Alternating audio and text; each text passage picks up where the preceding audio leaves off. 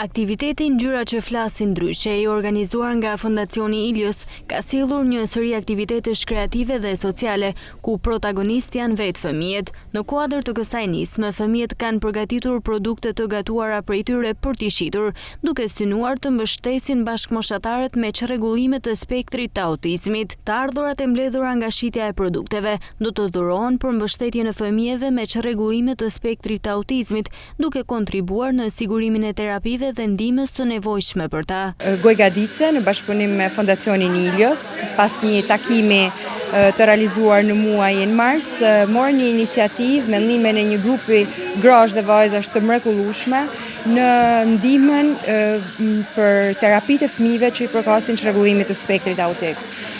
Nisma nisi si diçka shumë organike, shumë e thjeshtë, por e cila pat një impakt shumë të madh.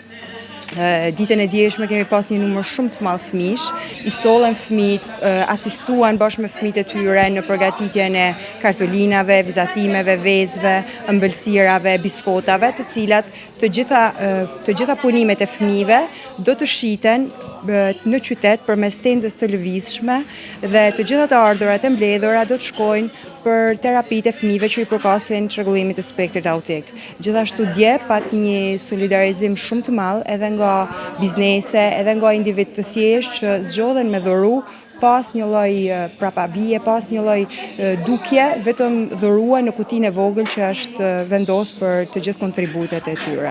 Motoja Fëmijët për fëmijët ndryshe përçon një mesazh të fortë për përfshirjen, empatinë dhe mbështetjen ndaj njëri tjetrit që në moshë të vogël. Organizatorët ftojnë qytetarët të bëjnë pjesë të kësaj nisme, duke kontribuar dhe mbështetur këtë kauzë të rëndësishme sociale.